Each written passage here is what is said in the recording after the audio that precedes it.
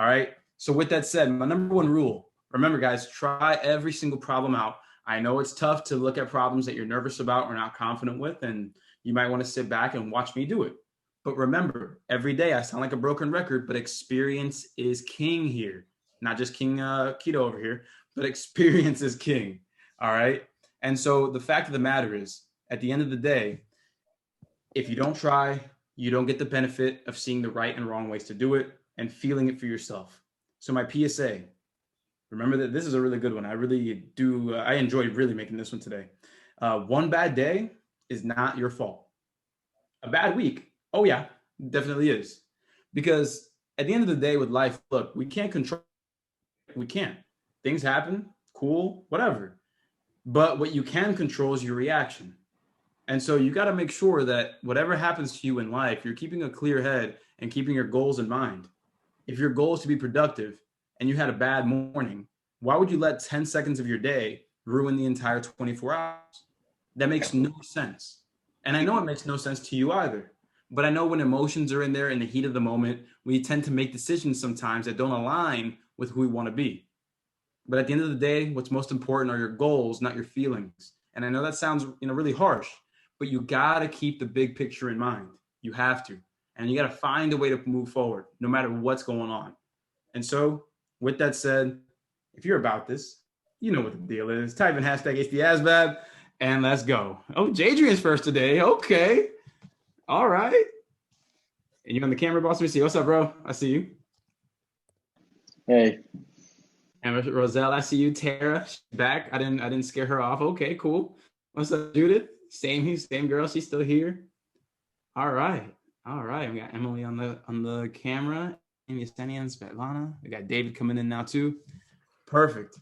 All right, let's go ahead and get this done today, gang. So if you have not taken this page down yet, go ahead, take a screenshot of this, okay? Take a screenshot of this. But look, pretty much the main idea today is the same idea with math. Read the question first.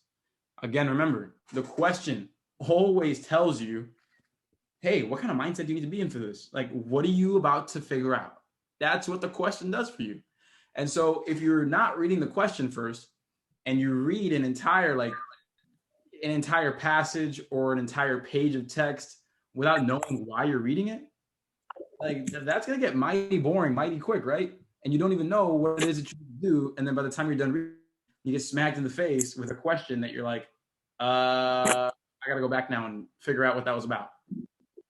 So read the question first. It's like saying, hey, here's the name of the game. Here are the rules. And then when you go into the passage, that's when you start playing. Things are a lot easier when you know what you're supposed to be doing, right? When you know what the goal is. And so that's what this is all about. First things first, and the only thing you really need to know for today is read the question first. Now, there are going to be situations where you can go and read the passage after the question or read the answer choices after the question. Everybody, typically, what are those situations that we want to read the answer choices before the passage? What's the most common situation that we do that for? If the answer choices are short. When the answers are short. Right on, exactly. When the answers are really, really short, like one word or just like maybe 2 or 3 or 4 words, yeah, for sure. You want to read those answers first because you're going to get those key words, right? There's going to be 1 word or 2 words that really stand out. And so you get to read the question. Then you get to look at those answer choices and say, okay, A is this. Okay, cool. Then you go back to the passage and you see which one really lines up with what you want. But if the answer choices are really long, like complete sentences, remember with paragraph comprehension, it can be 1, 2 sentences, but for the most part, you're looking at between 4 and 6 sentences. And so why would you read 4 whole sentences for the answers and then 6 sentences for the path? Like, doesn't make sense, right? So you have to be situationally aware. Anybody ever heard of that phrase, situational awareness? Yes. Yes, sir. Yes. This is where you want to employ that. This is where situational awareness is very important. And if you don't know what situational awareness is, situational awareness is the act of just analyzing before you do. So basically taking a look at what's going on and then pointing out the best action moving forward. That's what situational awareness is. And if the more you do it, the more naturally it'll come to you. Seriously, it'll come to you naturally. But you have to continue employing that strategy to really drive it home. So before we continue, there are 4 really common types of questions on the ASVAB paragraph comprehension. There are plenty more types of questions, and I actually included 2 different types in today's session. But for the most part, you're going to go ahead, and I think someone is, okay, thank you. And so for the most part, these are the 4 types of questions that you'll see. Inferencing factual questions. So when they say the author implies all of the following, or which of the following does the author imply, or what's the main idea, or what is a fact that we can draw from this? Like, that's inferencing factual. In this, you're always looking for what you can support from the passage. Like, what does the passage really support? And sometimes it may not explicitly say it, but you may have to draw that fact from it. And we'll go ahead and talk more about what that means. Quote questions. So again, just like last session, if you're not familiar with quote questions, essentially, like, you're going to receive not a super well-known quote like the early bird gets the worm, but you're going to get a pretty significant quote, likely from a book or history. And so you're going to want to make sure that you can read that quote and just assess really what it means in real life. If you want to get better at this, like, one good way to do this is to study idioms. Idioms are sayings, basically. And so I would really make sure to study idioms if you want to get better at those quote questions, because you'll be able to, again, look at the double meaning or read between the lines of the text that you have. Next, sequence of events questions. So if you actually are here and you're saying, yeah, I like math, I like analyzing, I like saying, 1 + 1 is 2. I like that.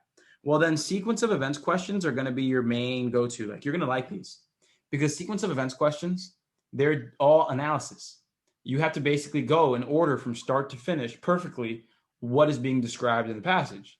And so you got to be careful about those words like before or after or not until this or between, those timeline words. Before, after, in between, until, those are very important when it comes to sequence of events questions. Yes or no? Have you ever been in a paragraph comprehension session with me and got a sequence of events question wrong because of one word?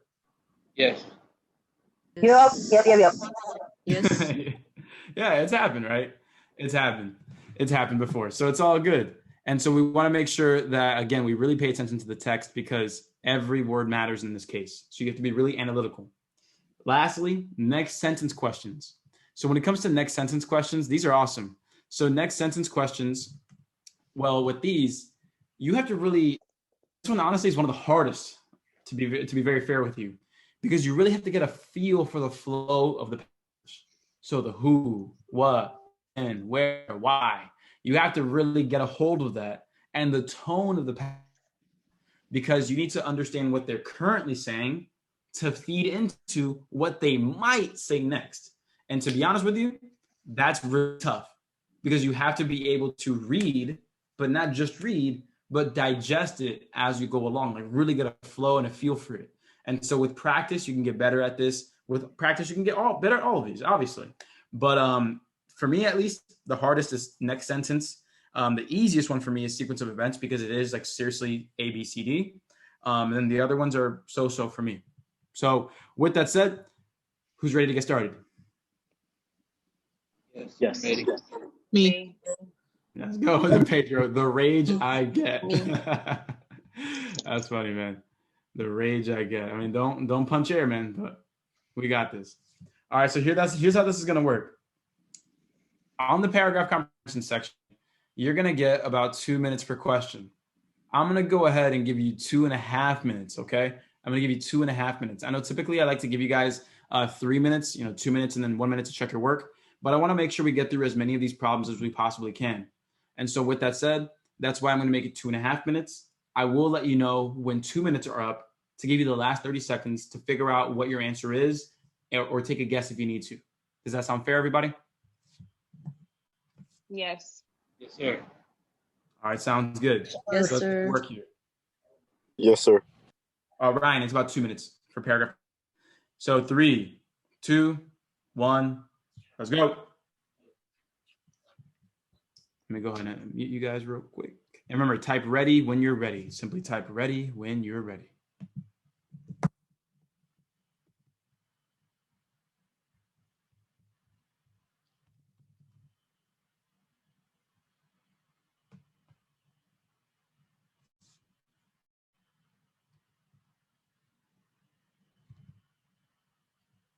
There we go.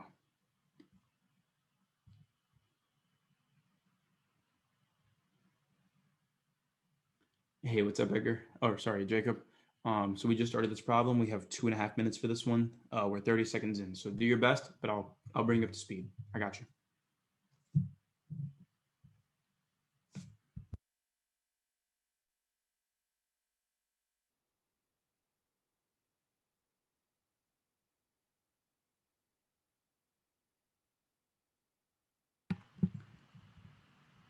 Hey, Jose, stay until after this first question because I'm going to give you a big shout out.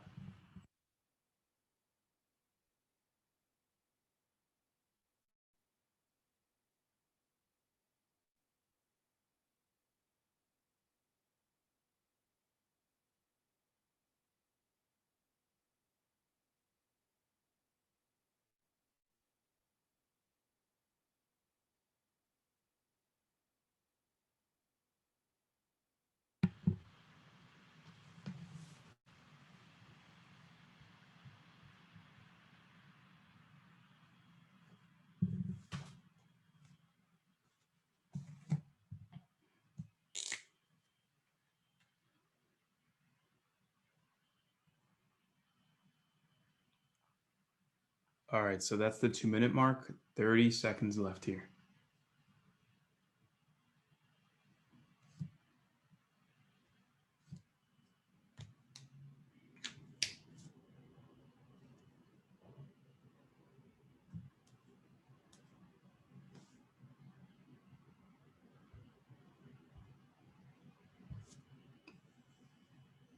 All right, looking at our final 5, 4, 3, 2, 1. Answers, let's go. Go ahead and put those answers in. Put those answers in. Right on. All right, and before we go over the solution to this, someone actually just joined this session, even though they absolutely do not need to. I got to go ahead and shout him out. And you guys know who he is. Jose, go ahead.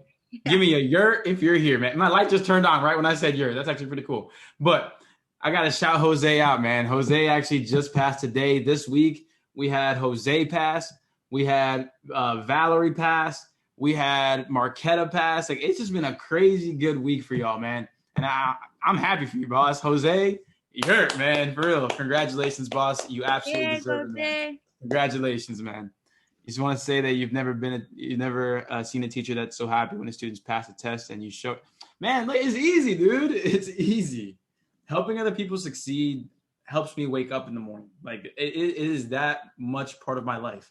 And yeah, like I don't have to pretend any one way or another, man. Like I love seeing y'all win.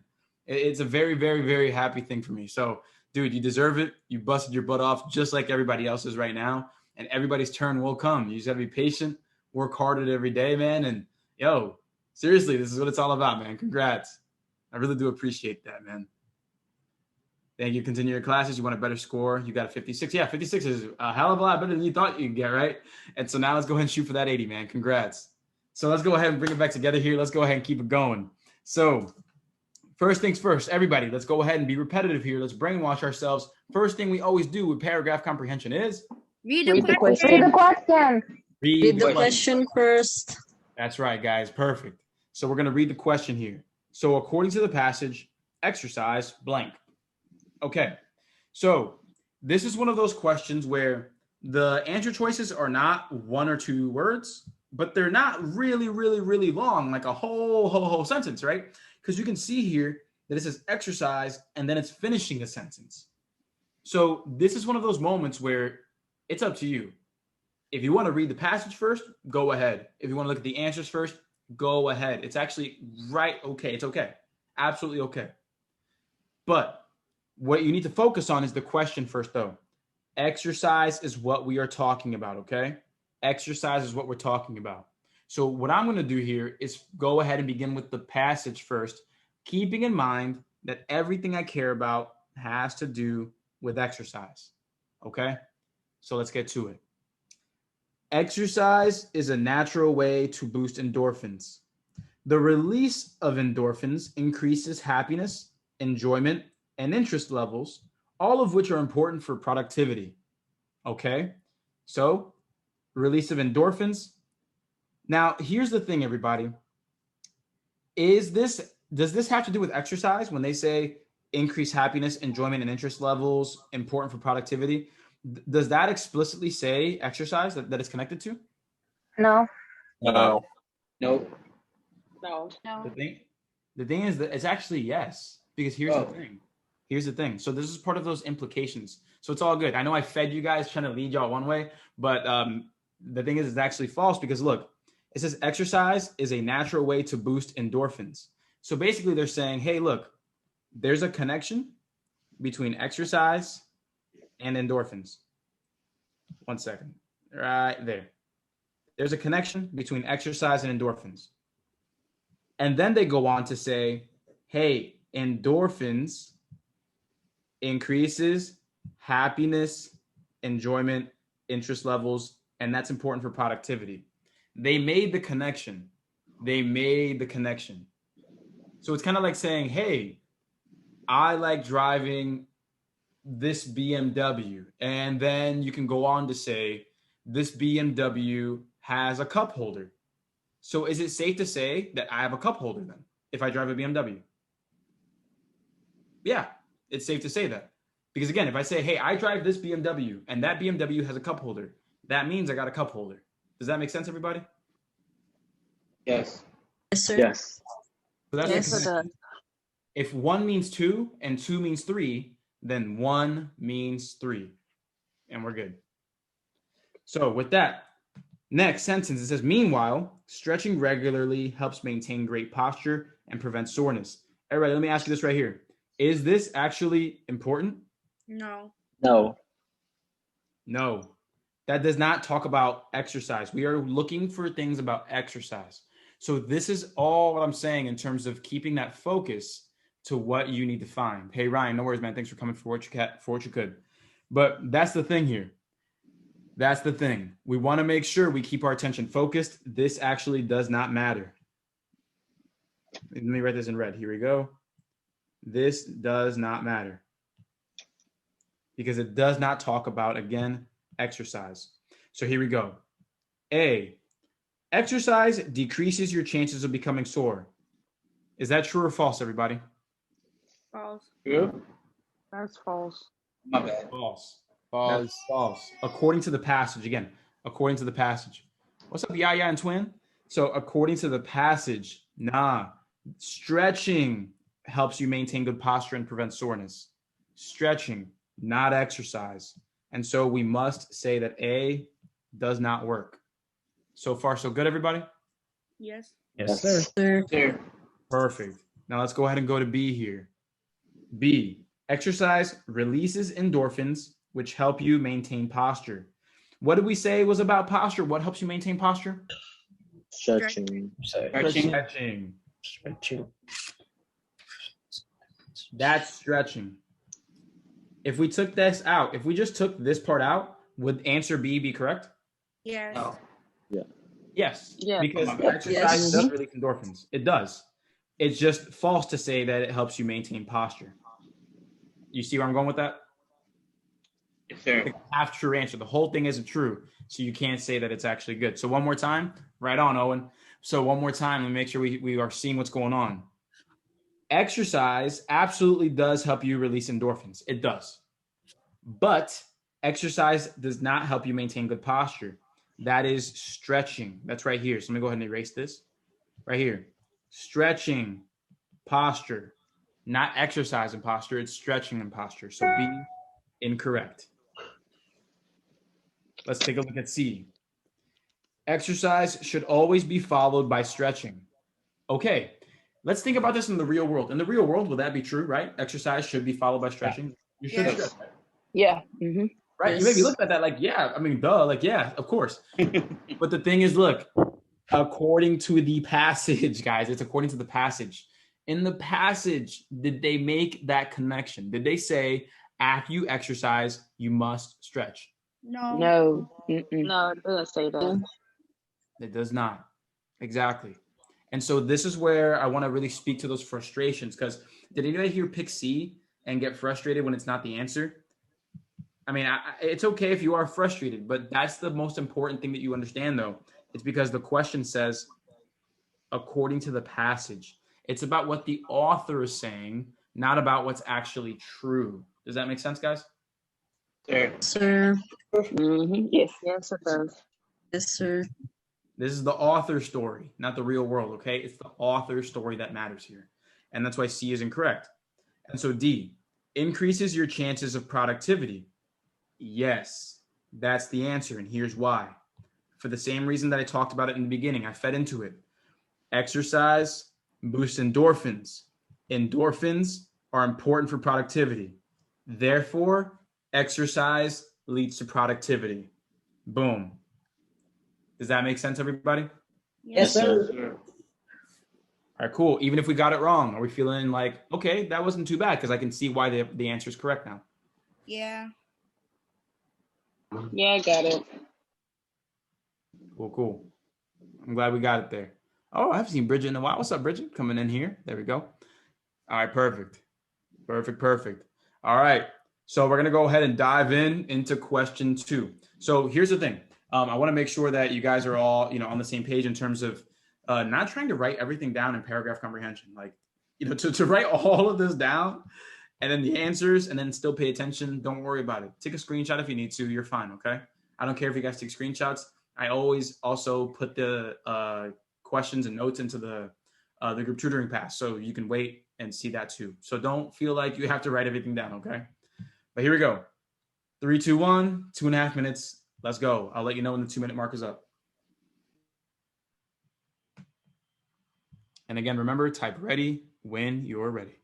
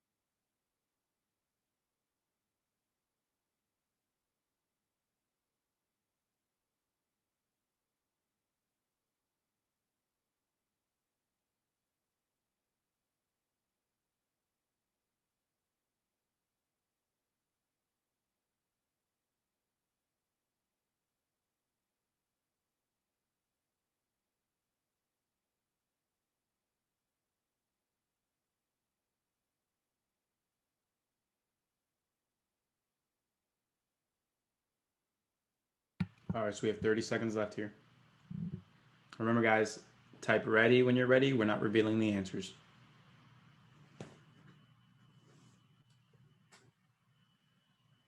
So with these 30 seconds, double check your work, or if you're not still sure, get ready to take a really educated guess.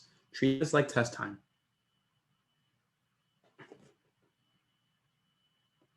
4, 3, 2, 1, time. What do we got, gang?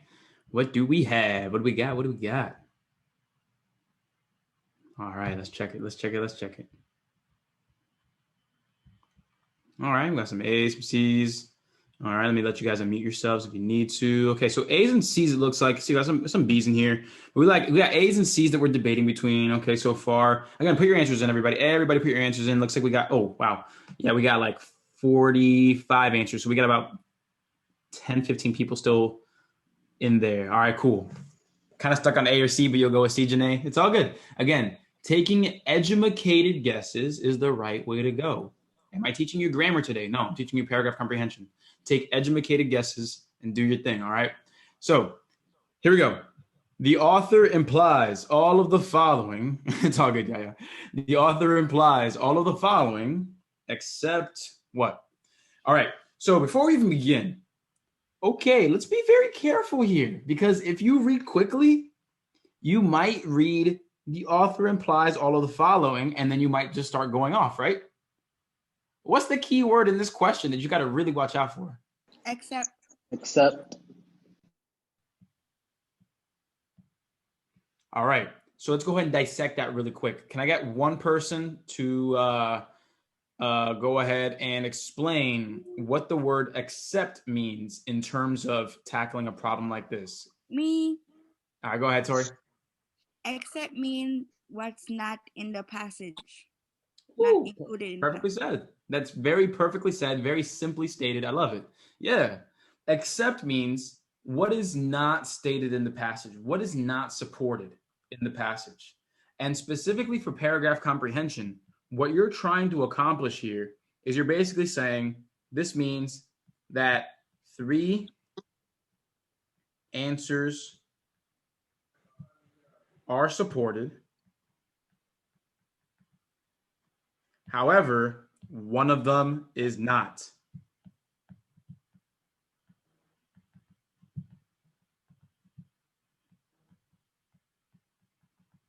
Which one's going to be the answer? The ones that are supported or the ones that's not supported? Not supported. Not supported. Not supported. Unsupported. Exactly. That's the correct answer. So before I even continue, does that change anyone's mind on what answer they picked? Yes. Gotcha. All right, so let's go ahead and go through it here. So you see here that we have, again, quite a few words here. I'm going to just go ahead and say, read the passage first. But dang, that passage is long too, right? So it looks like we're going to have to put our brain gloves on here and really read through this quickly. So let's go ahead and go through and do our thing. And just let me just say this really quick too. When you look at this, you have a lot of sentences, actually, like a lot, like more than the average number. And so if you wanted to go ahead and actually highlight some quick things about the answer choices, again, like that's up to you. I think that it's warranted here because the passage is so long. So I'm going to quickly do that real quick here. A, okay, earth moving, preferred way to log. Logging may leave deep holes in the ground. Fire, not part of logging process.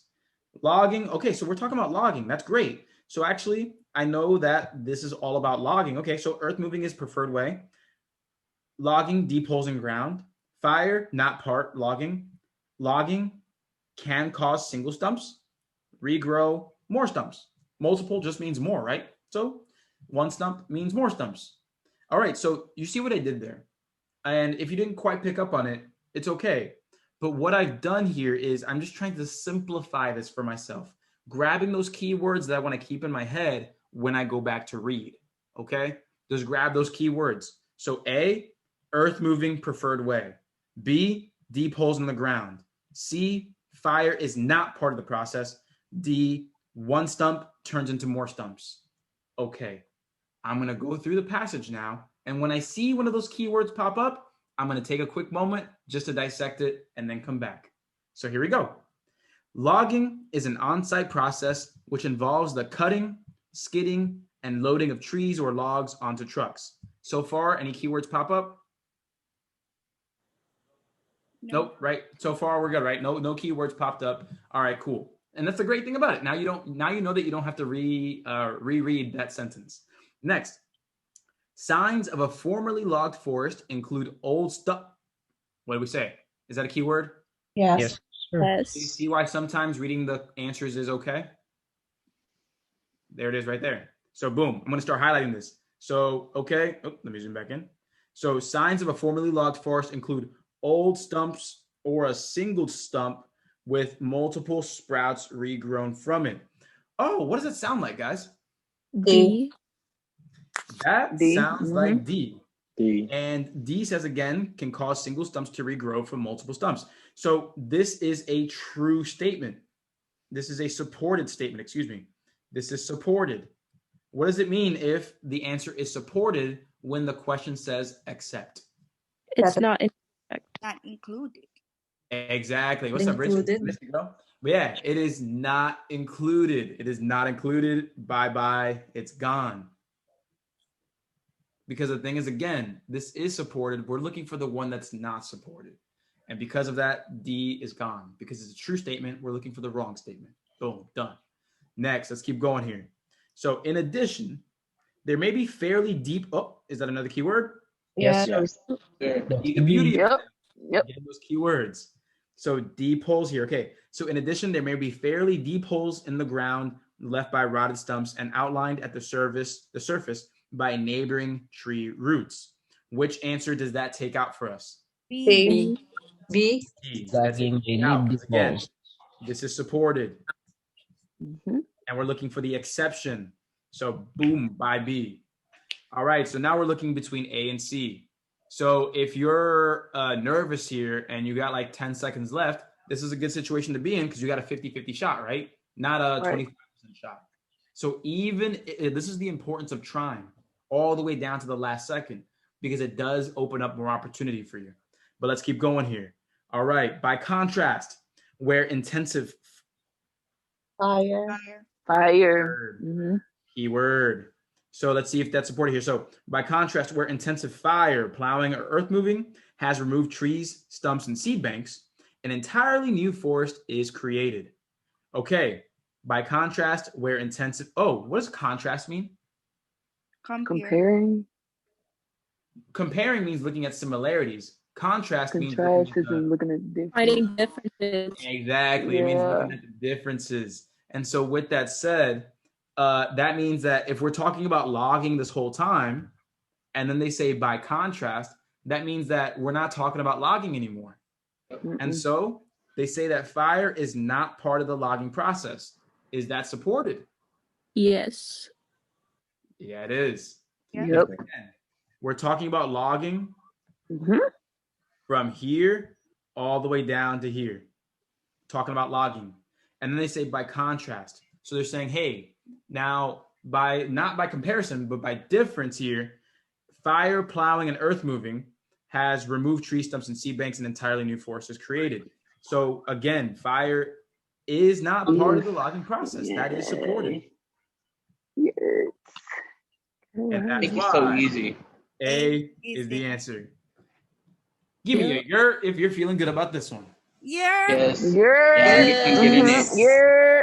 Yes. There we go. Boom. All right. So with that said, hey, Damati, we got to keep the conversation here to this class. I mean, it kind of makes me feel bad when you're talking about trying to start other classes in the middle of my class. So let's not do that. But here we go.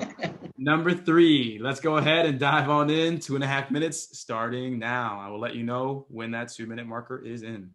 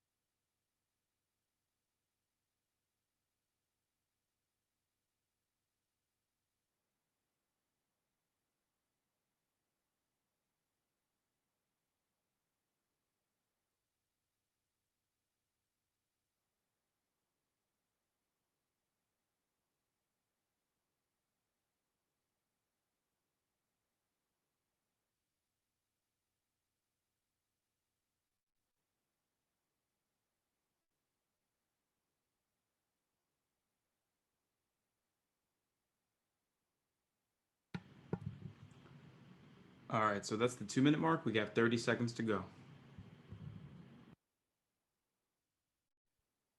So again, use this time to check your work if you think you're done, or to go ahead and get ready to take an educated guess.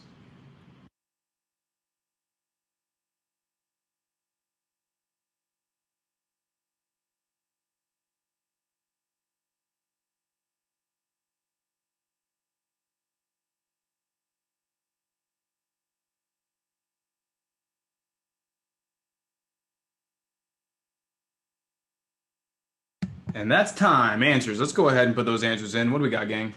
What do we have? What do we have? What do we have? Let's go ahead. Let's go ahead. Let's see what we got. Let's see what we got. Do do do do do do do. Oh, that's cool. So yeah, quick little thing. I I hate talking about stuff like this, but I did a photo shoot between yesterday and today, just to update like some of the graphics on the website, because obviously I have a lot more hair than I did before. So I went ahead and just did that. I just got some of the pictures back. I'm looking okay at best, is what I would call that. But let's go ahead here.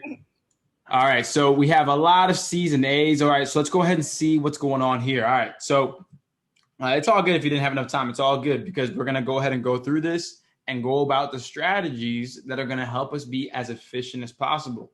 With this type of question, when it says, which of the following represents the correct sequence of events for an ovulation cycle? Now, here is the main key here. Sequence of events. So with this, everybody, what would you do with this type of question in your opinion? Did you read the passage first or question or answers first? Passage. Read the passage first.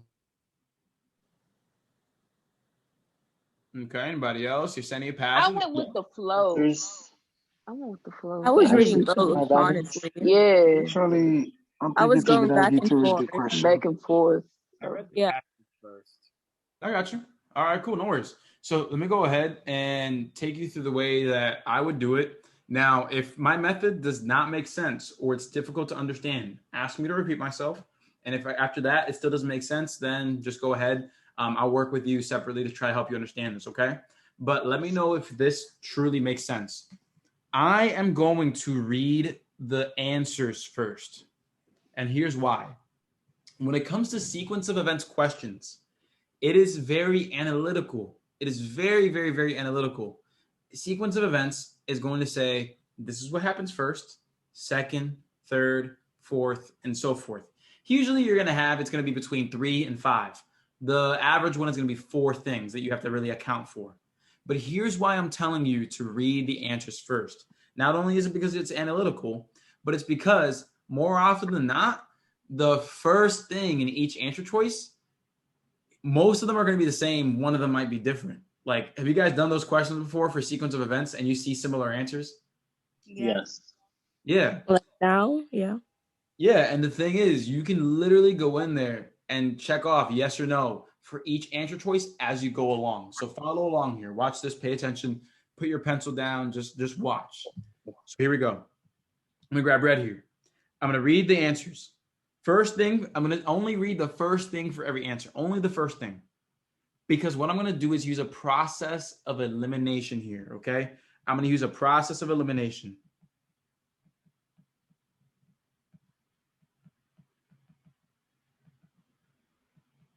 I'm going to use a process of elimination. So here we go. A, an egg matures in an ovary. An egg matures in each of the ovaries. An egg matures in an ovary. An egg matures in an ovary. So to understand which one it's going to be, whether it's, and I'm going to highlight this, watch. Matures in an ovary. That's the same as this one. And that's the same as this one. You got an oddball right here in each of the ovaries. You got an oddball there, right? They all start with one ovary and then one of them starts with 2. So what's the question I got to answer to figure out if A, B, or C, or D is the right way to continue going with? Correct sequence. Correct sequence. Well, correct sequence, yeah, but the main question is it fair But to it say asks you that- for one ovary. It's not. Tara, no, you're on it. Yeah. You got to figure out whether the passage is going to tell you 1 or 2 ovaries. That's it. Like to start off, figure out if it's 1 or 2 ovaries. Does that make sense so far? Yes. Oh, definitely. Yes. All right, cool. So let's go and figure that out here. About once a month, an egg matures with 1 of a woman's ovaries. Oh, look at that. So what does that mean? Only one. Incorrect. Only 1. Can we eliminate B? Yes. Yep. Boom. Yep. You see what I'm doing here? I'm going Yes, sir. 1 event at a time and then using the passage to let me know if I'm good to go or not. Is that starting to make a little sense there? Yes. Sir. Yes. All right, cool. Yes. Perfect. So let's go and go to the next one here. Next, we see that the ovary releases the egg. B doesn't matter at all right now, so I can just go ahead and just bye-bye. So the ovary releases an egg. The ovary releases the egg. The egg travels through the fallopian tube. Okay. So I see here that we got 2 similar and 1 is out there. So the ovary releases the egg. The ovary releases the egg. And this one's the oddball. It says the egg travels through the fallopian tube. So let's see what happens next. As it approaches maturity, the ovary releases the egg into the fallopian tube to wait for sperm to fertilize it before entering the uterus. But we got that right there. As it approaches maturity, the ovary releases the egg into the fallopian tube.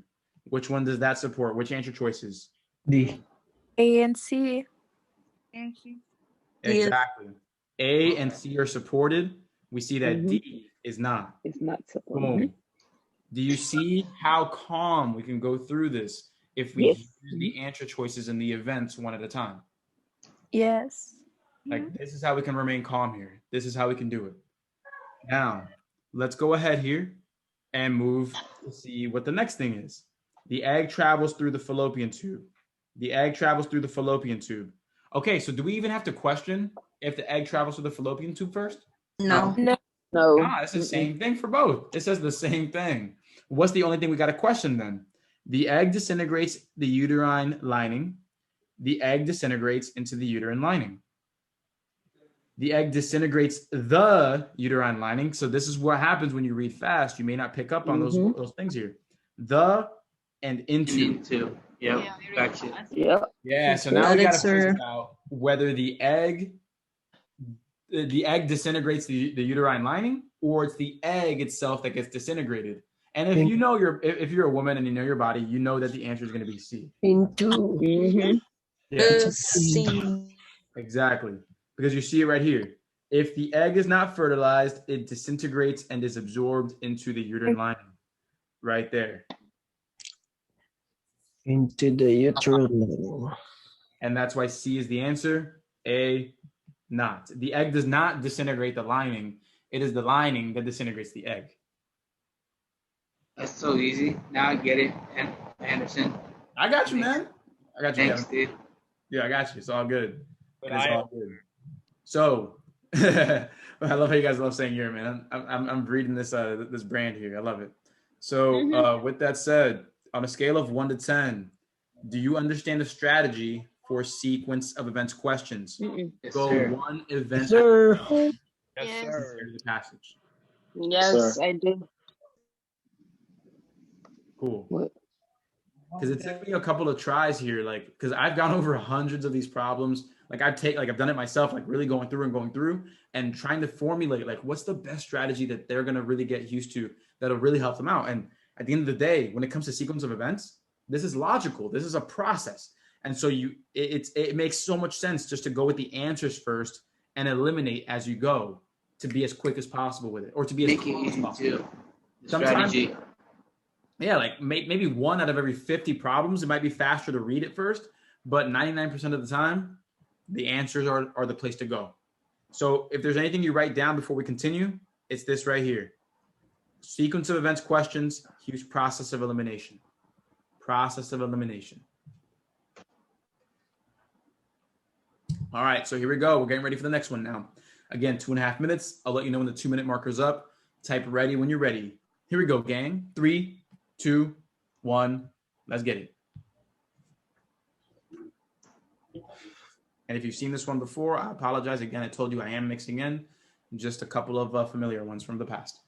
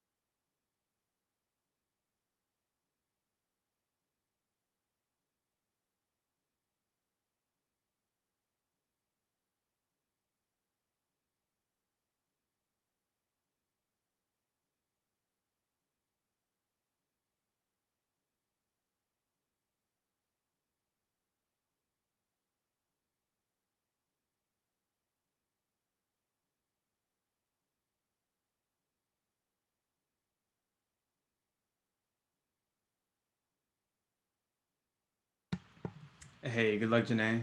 I'm glad you could be with us for the time you could. Good luck. Seriously. You got this. Trust your instincts. Do what you got to do. Do your best.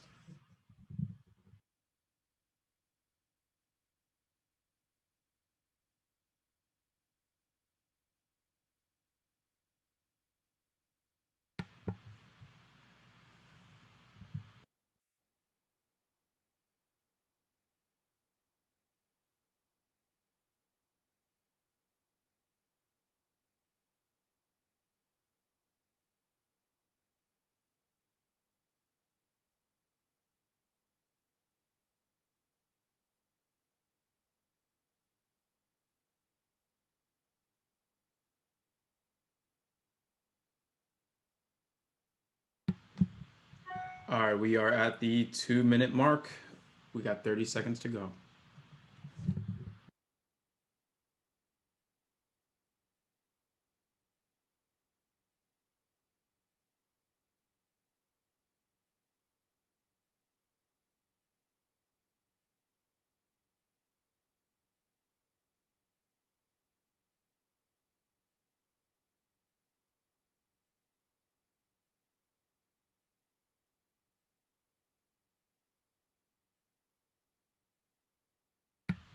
And that is time. What do we got, gang? What's our answer? What do we got? What do we got? Come on, go, go, go, go, go. Let's see what we got. All right, all right. Okay. Anybody see that Super Bowl commercial with Wayne's World with Cardi B in it? That was one of the funniest commercials I've ever seen, man. Wayne's World, excellent. What's going on, Garth? Party on, Wayne. Like, it was funny. All right, so with that, let's go ahead and get back to it here. My impression is like, it's like a 35% there. I'm gonna work on it. Also, really quick, I want to get a quick gauge of excitement here. Quick question. You guys tell me how excited you got. Should I do this? Should I post this recording on YouTube? Yes. Yeah? You think some people get a good benefit from this? Yes. Definitely. Yes. Will do. I'll go ahead and I'll post this one. You might need to give me until Saturday because I'm going to be at a hotel tomorrow and Friday. But I'll post it Saturday for everybody. I got you. Cool, cool. All right, so here we go. What does the speaker mean? All right, let's start with that question here. What does the speaker mean? All right, cool. So here's the thing, guys. With this type of question, they're saying, hey, this is a quote. Yeah. This is an interpretation. Like we have to analyze what someone has said. So this is a quotation question. This is a quote question, okay? And the main thing about quote questions is this, gang. You have to read between the lines. Read between the lines. What that means is there is a deeper meaning to what is being said. And so we may need to read it once or twice, all right? We may need to compare the answer choices real quick. But my recommendation is this. So pay attention with quote questions. My recommendation is read the passage first. Do not read the answer choices. Quote questions, it's interpretation. They may try to trick you with a very similar interpretation. So do not read the answers first. Always go to the passage, okay? Yeah. So I have to read the question for sure. But you want, for quote questions, always read the passage, because you want to ask yourself, okay, what do I think this means? And then you want to use the answer choices to find the answer that is the most similar to yours. Does that make sense, guys? Again, go to the passage, get your meaning first, and then pick the answer that is as close as possible to your meaning. Does that make sense? Yes, sir. Yes. Because again, these choices are going to try to mess you up. They will try to mess you up with these choices. So here we go. When a child asks you something, answer him for goodness sake, but don't make a production of it. Children are children, but they can spot an evasion quicker than adults, and evasion simply muddles them. And that's from To Kill a Mockingbird, if you've ever read that book. It was assigned to a lot of high schools way back in the day. Yeah, I remember that book. Yeah, I remember that too. I never read it. So it was a summer reading, and I mean, I'm not gonna lie to you, like I hated reading in middle school and high school. I started really enjoying reading in college because I started learning about philosophy and motivation, and so I really got excited about reading when I found something I wanted to read about. But nah, man, in middle school and high school, I was a dumb. Yeah, I wasn't into reading. But I got myself right, down the road. But here we go. So, and I don't mean a dumb as in like I didn't do well in classes or anything. I just didn't particularly love reading. That's all I mean. But here we go. So when you read it, again, when a child asks you something, answer them for Christ's sake or goodness sake. Don't make a production of it. Don't be theatrical, right? Don't try to give them a workaround when they ask you a question. Children are children, but they can spot an evasion quicker than adults. So what they're saying is, look, kids are kids, but they can spot evasion. They can spot when you're kind of dodging a question. And dodging a question, evading the question, it muddles them. It confuses them. All right? So when we read that, when we go through that, before you look at the answer choices again, you got to make sure that you are trying to figure out what your meaning is. And so here, it kind of sounds like this person is saying, yo, he sounds annoyed, right? He sounds like he's saying, yo, when a kid asks you something, answer them for goodness sake. Yep. Give them a direct answer. Because if you try to give them a workaround, you're going to confuse them. Is it fair to say that that's what's being said in the passage? Yes. They're annoyed. Right? Exactly. When a kid asks you something, give them direct answers. Because if you try to evade the question, they're going to pick up on that and you're going to confuse them. You're going to do some harm that you don't intend to do. Be direct with them. Which answer really tells that? A. Letter A. Exactly. You see what I did there, right? And I didn't even look at the answer choices first. I mean, like I tried not to do it as best I could. Like when I teach, I'm trying to be as genuine as possible. Yeah, I knew, like I didn't write this question. My assistant did, Arshina, thank you. She's awesome. But that's what I do with quotation questions. Get your interpretation of it, get your feel for it, and then the answer most likely will pop right there for you. Which answer choice do you think is potentially a confusing one that might actually trick you? C. D. And look at that, all of them. They can all trick you. All above. Scripted, like you said, C, D, B, boom. Exactly. Or all above. All of the above could confuse you. They could. So thank you for proving my point. I appreciate that. But that's the thing. That's why it's so important with quote questions that you stick to the passage until you actually have an understanding of what it is. Then pick the choice that aligns with that. Boom, done, no questions asked, and you'll be fine. Everybody got it? Yes, sir. Yes, sir. Thank you, sir. Hey, no worries. I got your back. We got more work to do, though. Let's keep it going. So there we are. Next question coming up. 2.5 minutes starting now. Let's get it, gang. Hey, what's up, Eliana? Go ahead and type your question if you're raising your hand for a question, okay?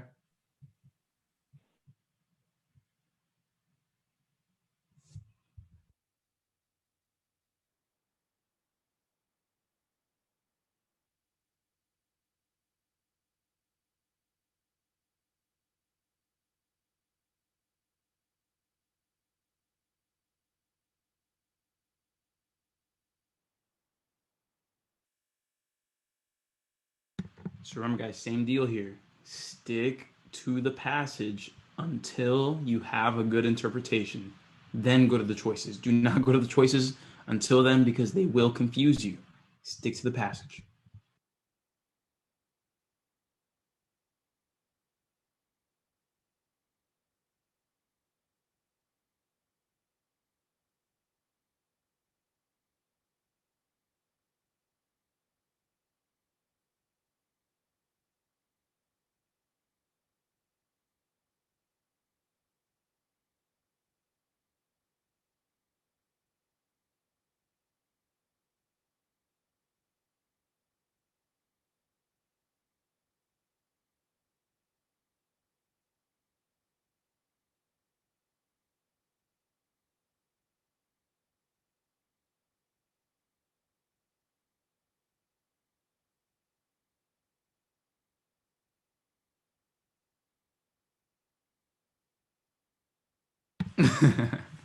Oh, iPhone. Go ahead and in the participant list, would you change your name for me to your actual name? Just want to make sure I'm addressing you appropriately and making sure that you're in the group tutoring pass.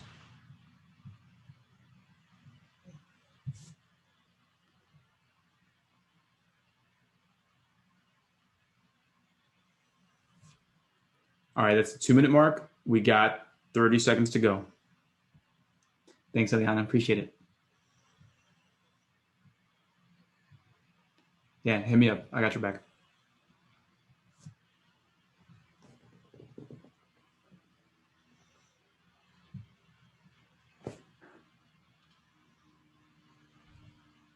And 5, 4, 3, 2, 1. Answers. What do we got, gang? What do we have for the answers? What do we have? Okay, we got some C's and A's coming in, a D coming in. All right. Some C's, A's, D. Okay. Some mixed answers. I see a concentration of answers coming in, though. Wagner. Now it's a very hard concentration of C's. Right on. Party on, Wayne. All right. So with that, so really quick, since this is going to be recorded and put up on YouTube, remember that you can join free ASVAB group tutoring sessions in the link to the description of this video, along with a free practice pack and a lot of free ASVAB resources like a free Facebook group. So go ahead and join. That way you can raise your score and get the military job you deserve. So with that said, let's go ahead and get started, gang. Thanks for being patient with that. So what does the speaker mean? Again, this is about a quotation question. Obviously, they give us quotes right there. So yeah, this is definitely going to be a quote question.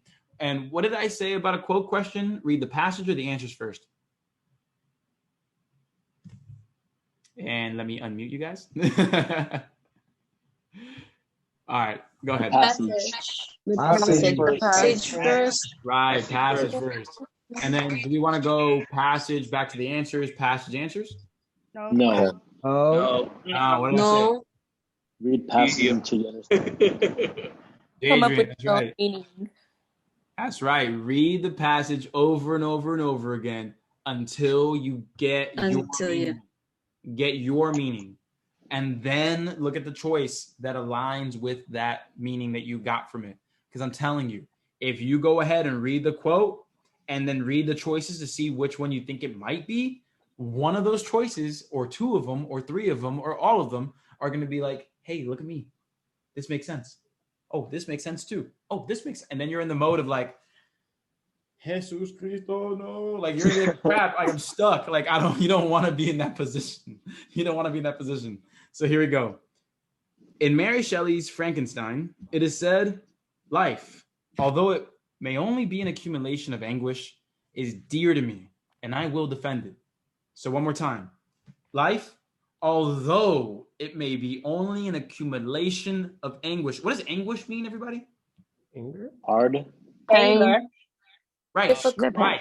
Right. Strife, struggle, challenge, suffering, right? Mhm. Right. So life, although it's only a bunch of suffering, is dear to me. It's precious to me, and I will defend it. Okay. One more time again. Life, even though it's just a bunch of suck, it's close to me. I mean, I love life. Even though life sucks, Yep, sometimes. I like life. Same. Right? The word I, okay? So, is dear to me and I. If you didn't pay attention to the words me and I, you may think that we're discussing answer choice A, all life is worth defending, but that is not the answer. Oh, man. It's dear to me. I will defend it. And so what she's saying really here is life is sufferable. Life, although it's just a bunch of sucky moments, although life is sufferable, it's precious. It's dear to me. I will defend it. Answer here, C. C. Okay. And so with quote questions, honestly, with quote questions, you could go down the list and make an argument for every answer. That's what makes quote questions so freaking annoying, because every answer is probably defendable, almost every answer. But the fact of the matter is, it's about what is the most aligned answer. And that's why it's so important that you stay here until you really have your confident answer. and then you look for the one that is right there with it. Yes, sir. On a scale of 0 to your, how much sense does that make? Your. Year. Year, All right, year, cool. year. Yep. Make a lot of People on sense. YouTube are gonna be like, what the hell? All right, cool. So with that said, let's go ahead and keep the practice going, guys. We got plenty more to go. Let's keep it going. So 3, 2, Urban is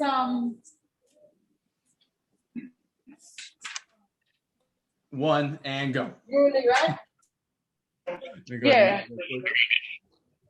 All right, let's get it.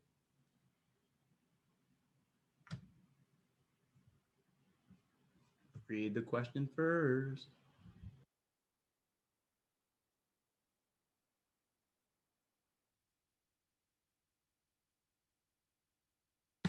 And 2 seconds, I'll be right back.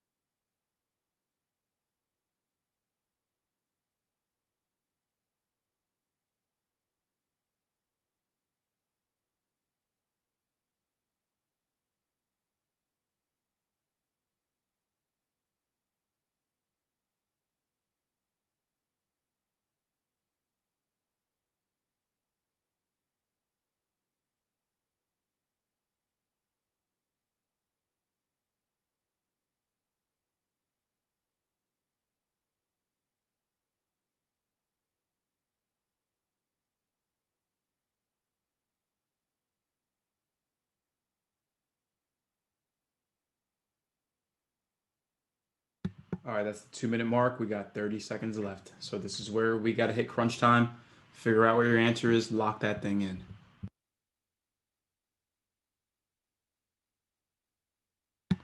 Tori, type that again without the question mark, please.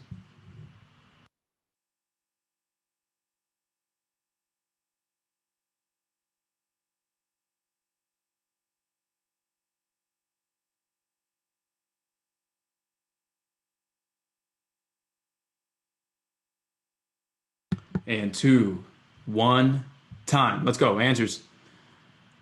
Let's go, let's go, let's go. Let's go. Let's go.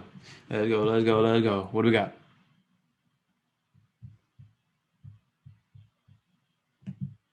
All right, all right.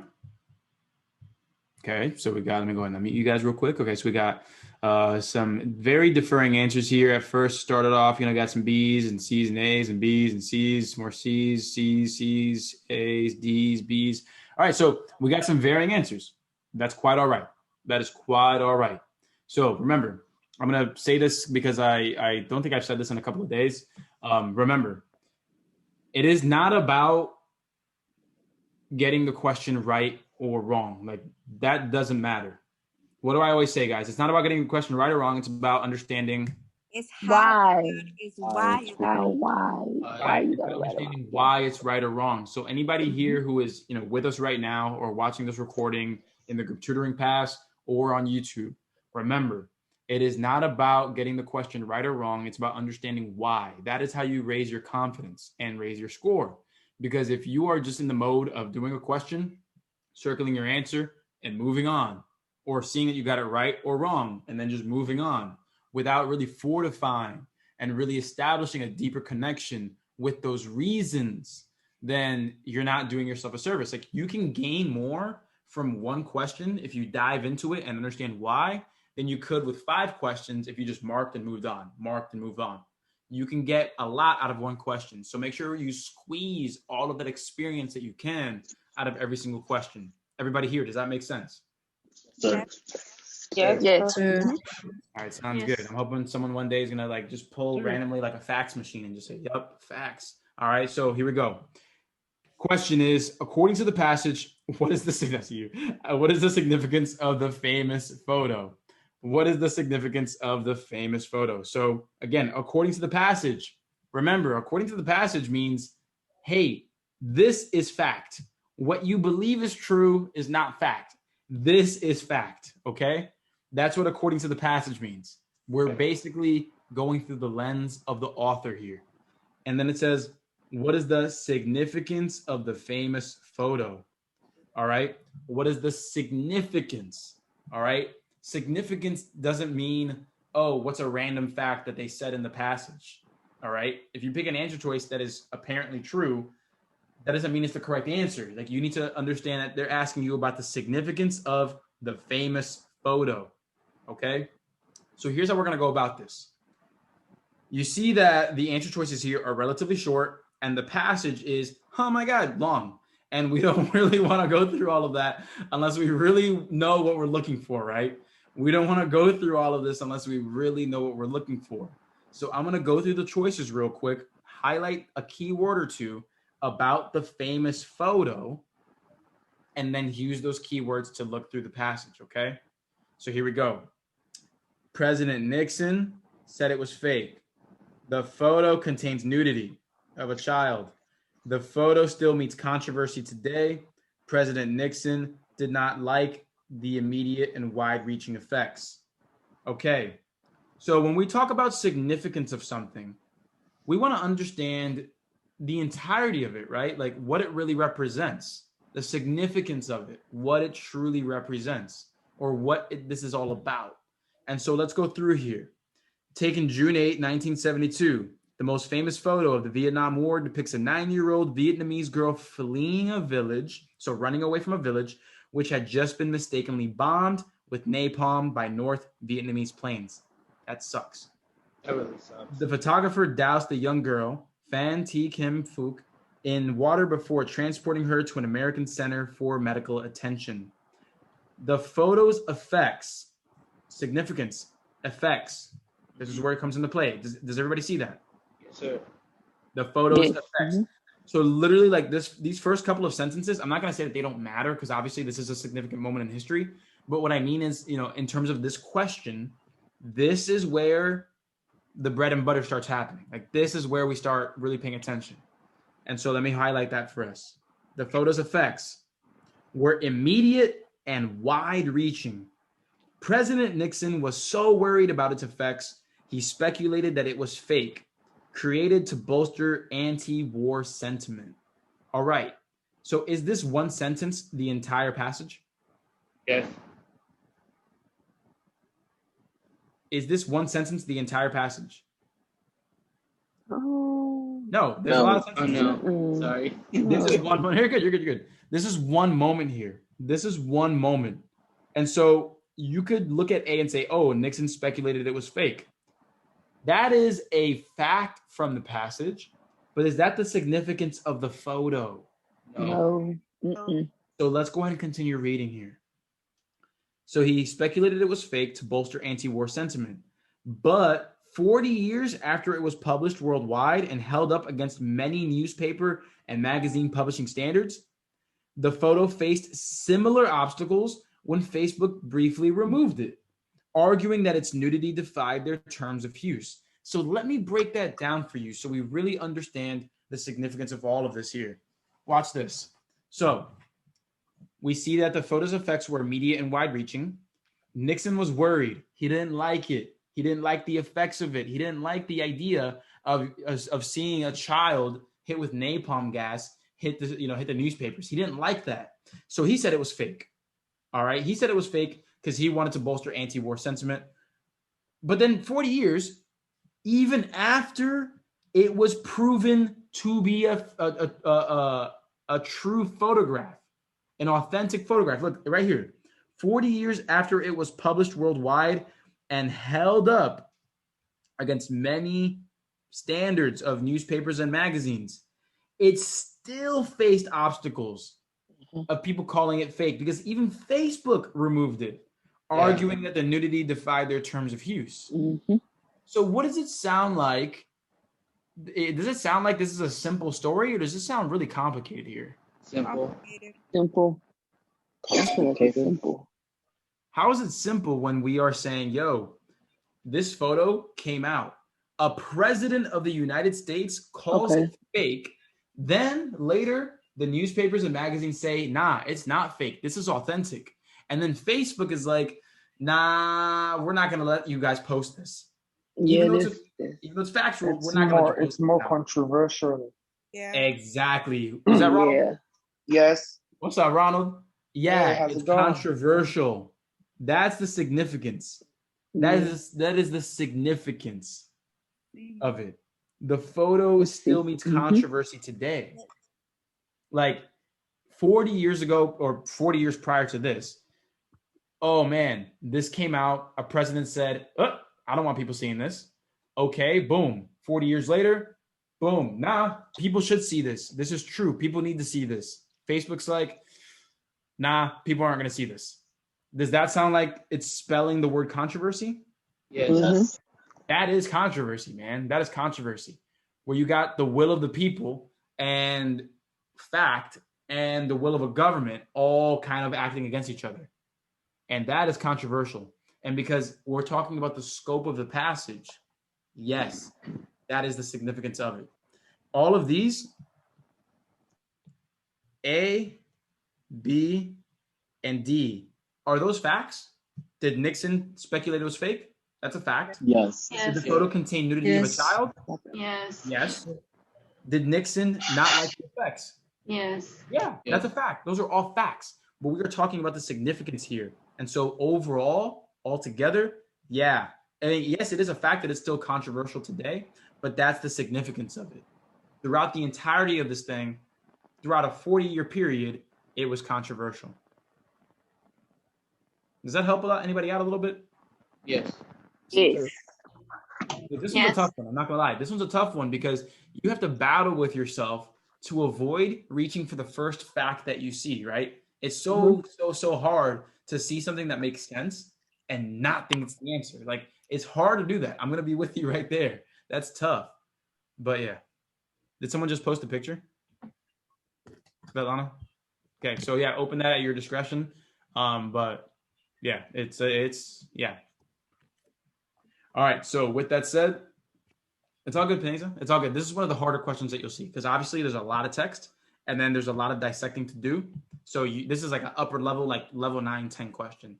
So no worries. Still stay confident because there's a lot of questions that are going to be in your range. So here we go. 3, 2, 1. Let's keep this party going, gang. Let me go ahead and mute everybody real quick. And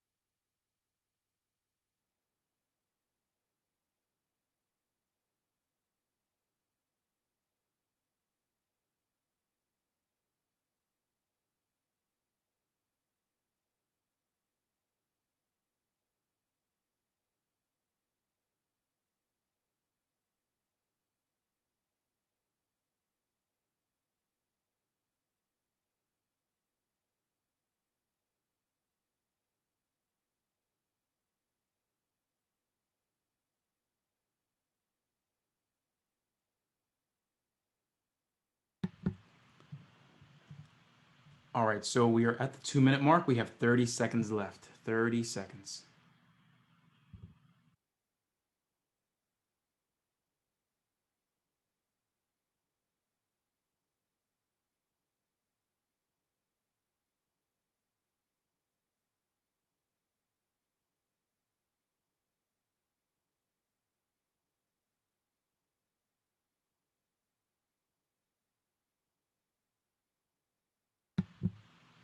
And 3, 2, 1, time. Go ahead. Put those answers in. What do we got, gang? What do we have? What do we have? All right, let's check it. All right, cool. So we got some, let's go ahead and see here. We got some B's, we got some C's, some A's. All right, so we're kind of, again, here with this one going into different answers here, and that's fine. That's absolutely fine. So let's go ahead and get right to it here. Let's go ahead and let me pop right back over. All right, let's go. So the question is, according to the paragraph, what does clean coal technology do with CO2 emissions? All right. So remember, reading the question first is the most important step. You're understanding, hey, what are the rules of the game that I'm about to play? So we're looking for anything that has to do with clean coal technology doing something with CO2 emissions, right? Let's keep things simple. That's what we're looking for. We're looking for how clean coal technology affects CO2 emissions. All right. Does anybody know what clean coal is or CO2 emissions is? Like, are you an expert at that right now? No. No, we're not. Do we have to be? No. No. I No. wouldn't have to be. Right. We just really have to be good at understanding how to pick these keywords apart. Okay, all we need to understand is we need to make a connection between clean coal technology and CO2 emissions. Wow, I thought that would actually work that time. One of these days. And then it won't even curve. You know what? I'm going to throw this iPad away. But pretty much, we need to build the connection from here to here, okay? That's what we have to do here. What's the connection between clean coal technology and CO2 emissions? I see that the answer choices are all really long. So let me just go ahead and go to the passage first, go quickly, and then use the answer choices to probably process of elimination this thing. Let's go at it. Here we go. Clean coal technology, CO2 emissions. Let's highlight those things here. Clean coal refers to technology aiming to reduce CO2 emissions released in the air from burning coal. Okay, that first sentence already gives you a lot, right? Clean coal refers to technology to reduce CO2 emissions that are released in the air from burning coal. Okay. Next, it's usually referenced alongside carbon capture and storage facilities, CCS. When a CCS plant burns coal, the equipment extracts the CO2 from the exhaust gas for transport to underground storage and monitoring to ensure it doesn't release or leak the CO2. So there's something that we need to make sure we understand here. They made a connection here. They made a connection between clean coal, the CO2 emissions, and they did that with CCS, carbon capture and storage facilities. This is very important here because that has to do with how clean coal reduces CO2 emissions. Does everybody see that? Carbon capture and storage facilities, that CCS thing that they're talking about, that is connecting clean coal to the reducing of CO2 emissions. Does everybody see that? Yes, sir. Yes. Sir. All right, cool.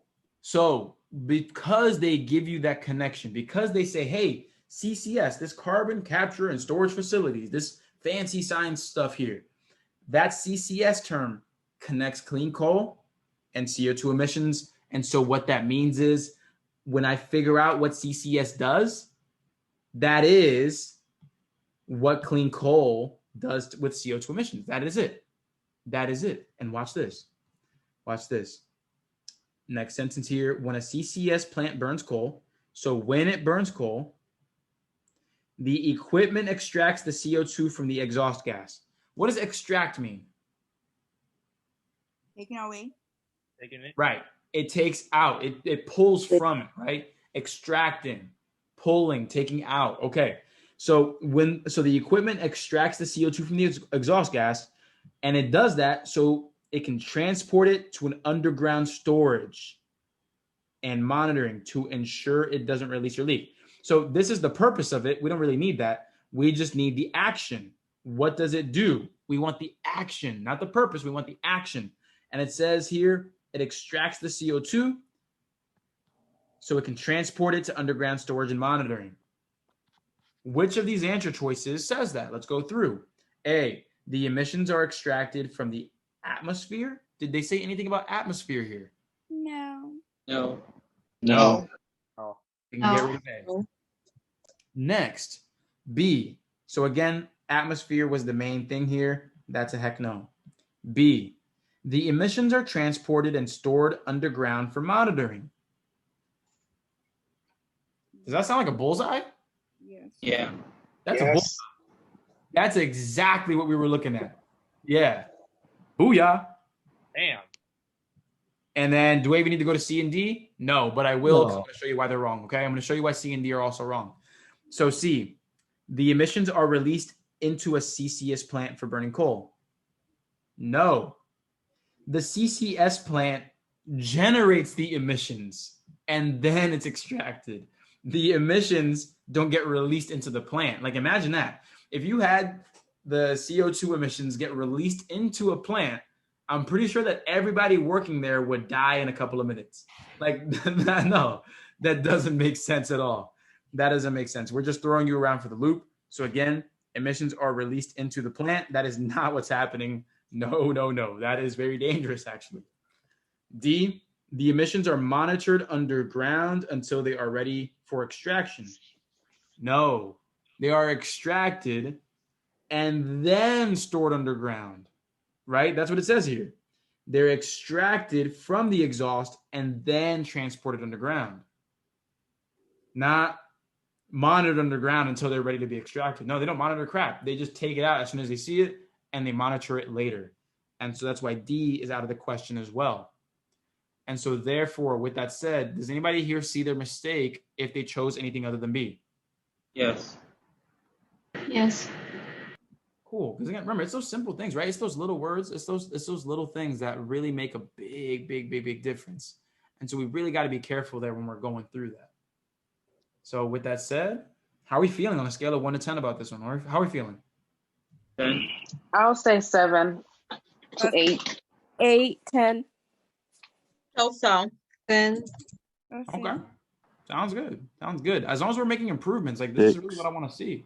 This is really what I want to see. All right. So I'm going to go ahead. If you do not want your picture in here, I will blur it out for you. So don't even worry. If y'all want real quick, humor me. Let's take a quick selfie. I can't even see y'all, but it's all good. Appreciate y'all. All right, cool. So let's go ahead and move on to the next question. Again, if you don't want to be in it, I'm pretty sure it's too far away to see your face anyway, but I'll blur you out if you don't want to be in it. Again, don't worry about it. I got you. I take privacy very seriously. All right. So with that, next question, 3, 2, 1, let's go.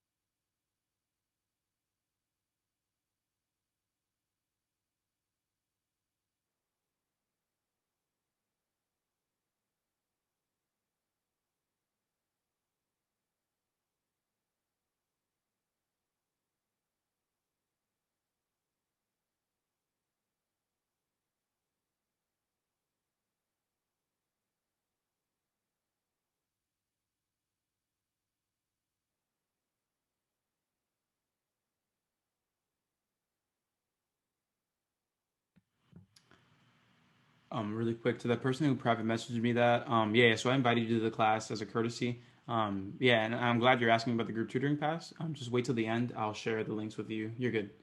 I want to make sure that we, learn all this first, and then we'll talk about, the course later. I got you.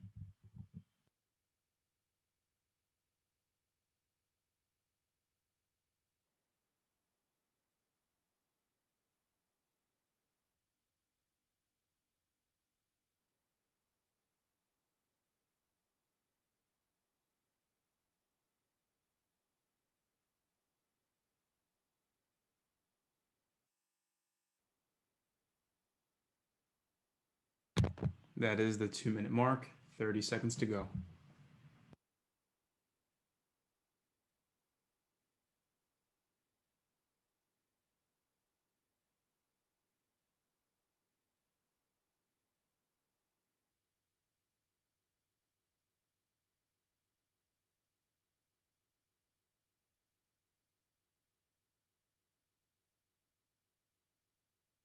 And 3, 2, 1, time. What do we got, gang? VCs, ABs. All right, got some deferring answers coming in. All right. Keep putting those answers in, gang. Keep putting them in. What do we have?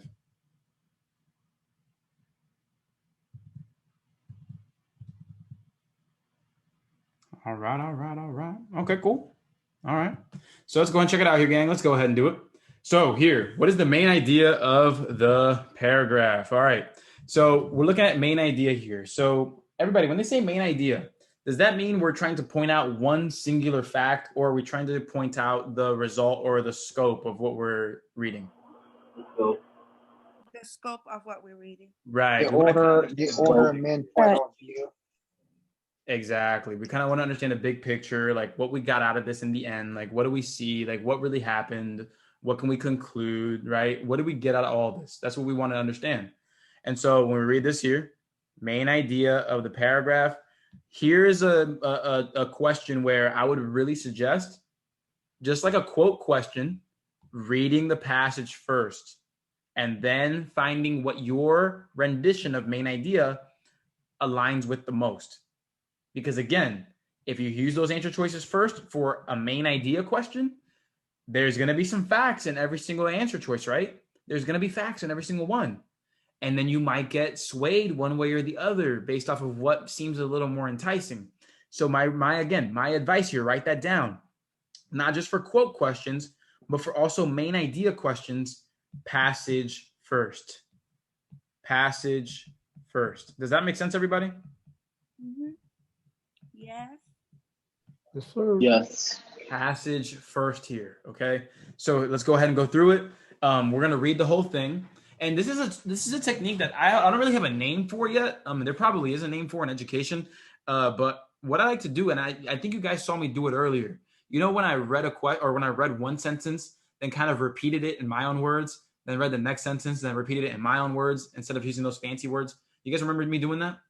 Yes. Yes. So practice doing that for real. Practice doing that because it's building a connection with the passage, one, but it's also building your understanding. Like, okay, what do I understand about this? Like, simply put, in caveman talk, like, what is this? So try doing that. The more you do it, at first, it'll be tough, but the more you do it, the easier it gets. So here we go. The University of Berlin explored what happens in the human brain when we are tickled by conducting an experiment on rats. Okay, so the first sentence pretty much tells me, again, university explored what happens to the human brain when we're tickled by tickling rats. That's pretty much what they're saying. So we want to figure out what happens to people when they get tickled by using rats. Okay, cool. Next sentence. The testing on rats showed that they love to be tickled. Go figure. Tell that to a New York subway rat. Okay. So the testing on rats showed that they love to be tickled, especially on their backs. All right, that's a pretty self-explanatory sentence. Rats love to be tickled on their backs. All right, cool. In fact, rats will let out an extremely high-pitched sound when tickled, thought to be their version of a laugh. All right, so let me go ahead and bring this all together really quick before we go ahead and look at the answer choices. That was actually, I didn't know that. One, right? That's actually pretty interesting. I didn't know that, but let's make sure we get the scope of this down. Let's get the main idea here. So first sentence, we're just talking about people wanting to know what happens to the human brain when we get tickled, by first experimenting on rats. Then, when they did the experiment, they found that rats love to be tickled, especially on their backs.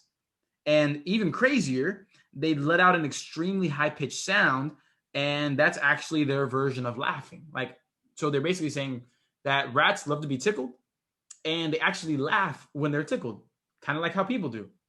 All right, cool. So now I'm going to go into the answer choices and see what best aligns with them talking about the experiment of tickling on rats and then figuring out that rats love to get tickled and they laugh. Let's see which answer goes along with that. A, rats love being tickled, concluding that humans love being tickled. Whoa! Did they say that humans love being tickled? No. No, ask my girlfriend. No, humans do not love being tickled. No. That is not what happened here. B, an experiment found that rats love being tickled and they can even laugh. Yes. Yes.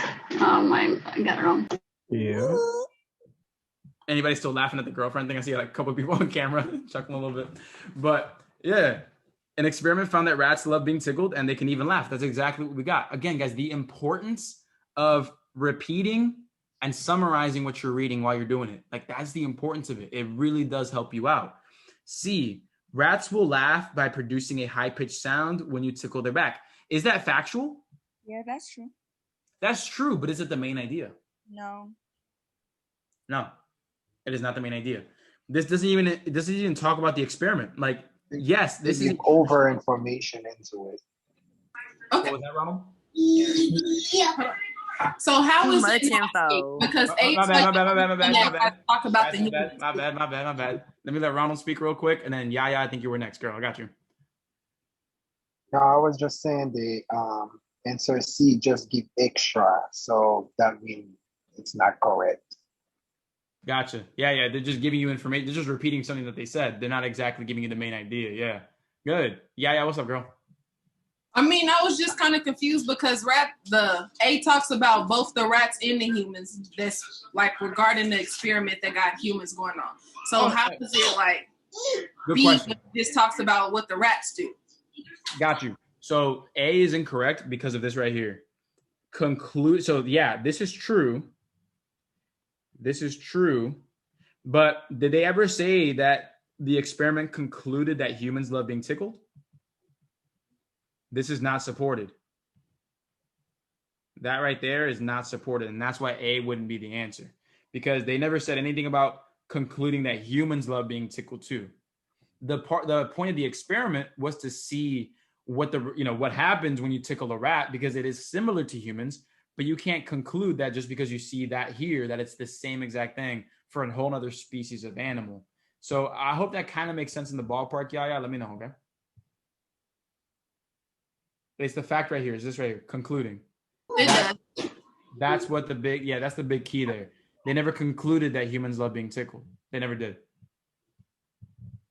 And so with C, yes, this is a fact, but B is a much stronger answer because it talks about the experiment and what it found and another thing that they found. And so here, they didn't include more information or really summarize what happened. So yeah, although this is again kind of like a good answer, it's not strong enough. And D, a rat tickling experiment proved that rats have their own laugh language. I mean, what? That's not the point of that. No, that's stupid. Right? Like you could maybe like kind of see like the argument that they're saying, but again, that's just a singular point that you're kind of reading too far into here. So no. They didn't prove anything. Like, they didn't prove that they have their own laugh language. They didn't analyze the laugh language of hyenas or lions or giraffe. Like, no, right? So that's a far-fetched statement, D. That's a really far-fetched statement.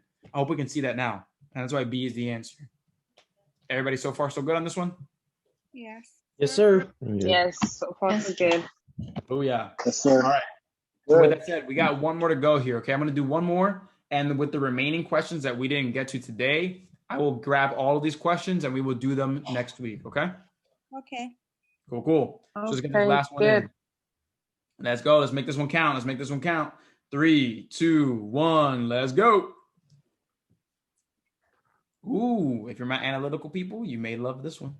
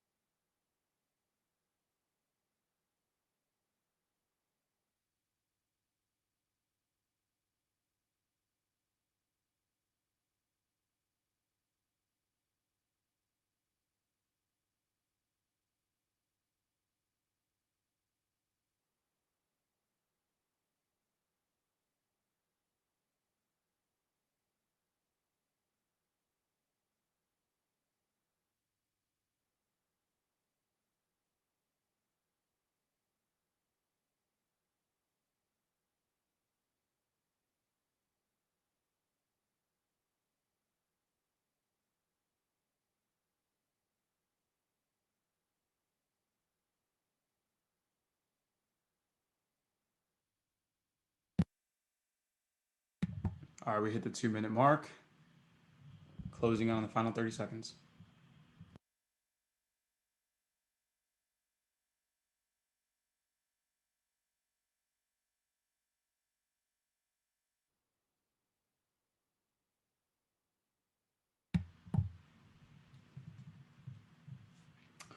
All righty, looking at our final 5, 4, 3, 2, 1, and time. What do we have? What do we have?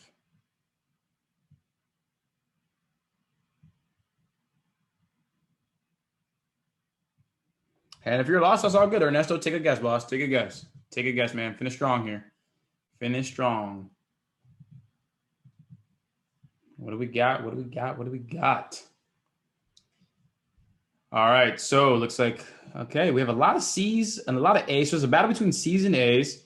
Then we have, yeah, dang, it is a battle between C's and A's. Jesus. Okay. That's awesome. And then we got some, some B's and D's there, but it looks like almost a pure battle between A and C. All right. So let's go ahead and bring it back here because the question says sequence of events.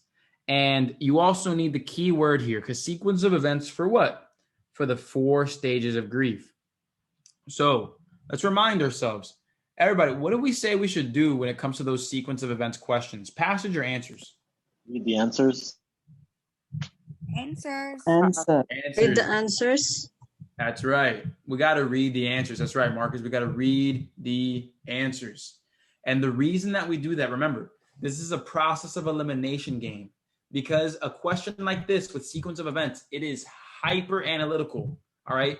It is hyper analytical. It is very, very, very ABC 1 + 1 = 2.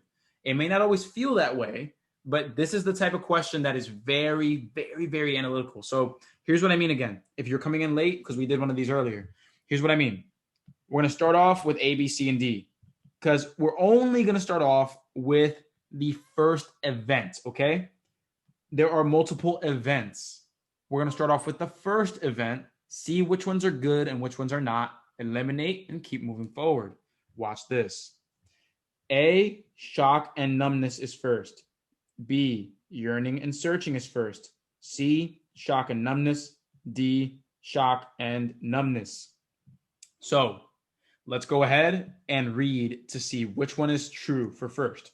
shock and numbness, or yearning and searching, because the rest are shocking and numbness. So here we go. Bowlby in Park's 4 Stages of Grief explains what happens mentally when dealing with a death. Did anything happen yet? No. Nope. Can't confirm anything yet, right? Next, though. Numbness comes first. Right there. Which answer should we eliminate? B. B. B. B is the first one that we should eliminate because it says numbness comes first. My bad. Hey, you're good. Hey, Jeff, you're good. So numbness comes first here. And so with that, we can eliminate B. I'm going to use another color now. I'm going to use green. So here for the next ones, again, this is how you do it. You literally go one by one and you pick it apart. This is how you do it. Next, yearning and searching. Shock and numbness. Whoop, don't even need that one because we're done with that one. Disorganization and despair. Yearning and searching. So what are the only 2 things we want to concern ourselves with going back to the passage now? Yearning, searching. Yeah, yearning and searching or disorganization and despair. We got to look for yearning and searching. Yeah, let's go ahead and see which one comes next. Let's go ahead and figure that out. Yearning, searching, or disorganization and despair. Let's go ahead and see here. So numbness comes first to survive the initial shock. Next, you may try to fill a void caused by the deceased experiencing feelings of anxiety or longing. Filling a void. So anxiety or longing for something. When you're longing for something or trying to fill a void, does that sound like you're yearning and searching? Or does that sound like... Yes, sir. Yes. Yes. That's searching. That's right. When you're longing for something, you're searching for something. You're trying to fill a void. You are yearning. You want this back. Like you almost can't believe that this happened, and you just wish that you had that person back. And so, if you've ever dealt with death, I'm sorry. We all have. Hopefully we have. Oh, hopefully you haven't. Hopefully you never will. But it's life, and you have to deal with it. So, here C, that's going to be out. Yearning and searching, not. It's the next thing. They're not talking about disorganization there. And so because of that, boom, that's gone. Let me highlight that for us again here. Fill a void. Longing. So experiencing. There we go. Next color here. I'll go ahead and use, purple. So now we are looking at disorganization and despair and reorganization and recovery. So which one of these comes next? Let's try to figure that out. After that, acceptance commences and you may begin withdrawing from activities and company you once enjoyed. Okay. If you are withdrawing from activities and withdrawing from the people that you usually hang around with, does that sound like you are organizing or disorganization? No, it's disorganization. That is disorganizing. Exactly. If you are saying, hey, no, I don't want to do the things I used to do anymore. I don't want to be around you guys. Does that sound like you're maintaining order? No, it sounds like you're disordering. You are disorganizing. And that's why D is eliminated at that point. And that's why A would be the correct answer. And you can also support this too. You can also support that. I'm going to go ahead and use another highlighter here. I'm going to go ahead and use gray here for reorganization and recovery. Because again, eventually you return to a new normal. You reorganize into a new normal and you replace negative feelings with good memories. You recover. You start recovering here. So everyone, do you see how A, without a shadow of a doubt, is the correct answer here? Yes, sir. Yes. Are these types of questions actually kind of fun? Yes, Yes, they are. Yeah, like, I'm not gonna lie, like these types of questions are actually kind of fun, especially when you use a bunch of different colors for highlighting. But yeah, like these questions are actually kind of fun to go through because again, it's about if you like puzzles and you like little analytical things, like even if you're not good at math, like if you are analytical, this can be fun for you. And so I hope that this was fun for you because it was definitely fun for me. It is 8 o'clock. And so allow me to wrap up this session. Just allow me just 1 or 2 more minutes really quick. Everybody appreciate that, because we have to go ahead. Again, we have all these questions to go. So we're going to be using those next week. But let's go ahead and avocado tequila. Oh, Tom Brady, of course. So let's go ahead. Let's go ahead and recap here. So what was the most important rule or fact or most surprising thing that you learned today? Like, go ahead, use the chat box. If you want to speak, raise your hand with the raise your hand feature, and I'll call one at a time. But everybody feel free to type out in the chat box. What was the most important rule or fact or surprise that you learned today? Let's go and start with Jadrian, boss. What do you got? For me was the quotes. Reading the quote first and asking myself, what does it mean to me first? Because usually, like back in high school, I would always read the answers and I'm like, they all sound the same to me, and it would jumble me up, confuse me. And like hearing this, like read into it and some way makes sense to me. Like that really opened my eyes to like, whoa, okay, I get it. Right.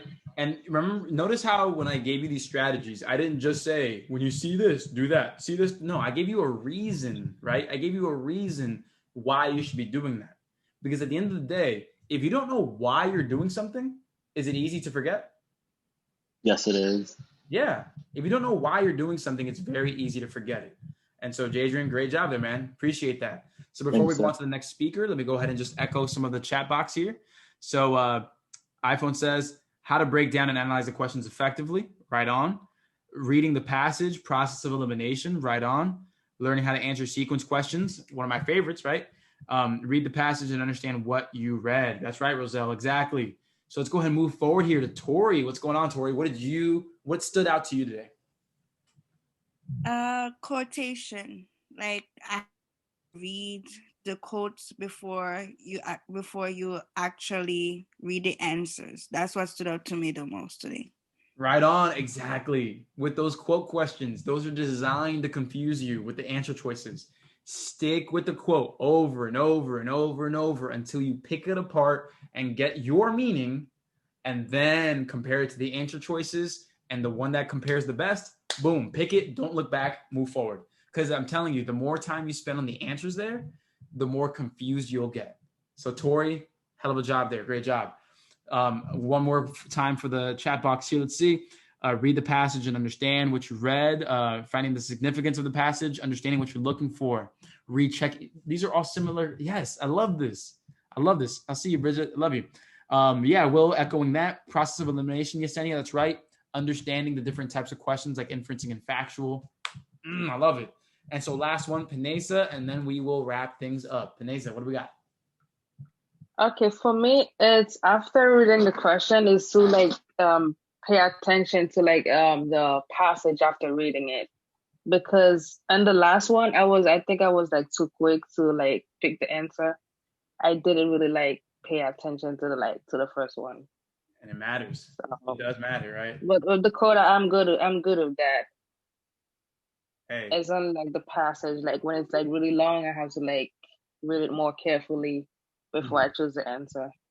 Yeah, and practice reading moving forward. You know, that's very important. That is very important. Great job, guys. Like, remember, look, I focus on one topic at a time that typically refers to math, but when you're studying word knowledge, paragraph comprehension, whatever it may be, stick to that one thing for the day. Be very, very specific. I would rather have one sharp knife than 10 dull knives, right? Have one really sharp knife, really insert yourself into one topic at a time. And remember to keep taking your notes, practicing with them, and then worrying about the speed later. So a quick announcement before we continue on. No, Ernesto, I am not the GOAT. That is TB12. That's Tom Brady. But so before we leave today, guys, I want to go ahead and make this announcement again. So tomorrow and Friday, I will be out of office. This is the second week of my kind of orientation for that gig that I have up in Gainesville, you know, and helping potentially millions of kids across the nation. So I will be away, but I will be answering the messages as soon as I can. Also, if you were a guest here today, as courtesy of me, just reach out to me after. If you are interested in the group tutoring pass, which I saw a couple of people already reached out to me on that. So just reach out to me after the fact. I'll share the link with you for the group tutoring pass. If you're watching this on YouTube, you've probably already seen the link in the description of this video, and probably somewhere on the screen here, you'll see it somewhere. So with that said, That is all for today, everybody. Great job. Honestly, I'm going to go ahead and say this was probably like one of the top 3 classes I've ever done. And that's because of y'all, because of the participation, because of the willingness to really go for it and succeed. And so with that said, remember that you can always reach out to me, guys. I am not a stranger. I am not the type of dude that just says peace and then good luck. No, that's not me. Reach out to me if you need me. Reach out to me. I got your back. My number is 567-698-8867. You can also text 567 my tutor. I got that phone number years ago and I never let it go. So but with that said, I love y'all. Seriously, subscribe to the YouTube channel. Follow me on Instagram if you want motivation every day. Join the Facebook group so you can get daily posts about practice problems, announcements, all that good stuff. If you're also on Facebook, add me as a friend. That way, when I post in the group, you get the notifications. And it's not like, oh, 15 people posted in the group. No, you'll see that Anderson posted, and you know when you have the most significant information coming your way. Okay? And so with that said, guys, you guys all have a blessed night. Great.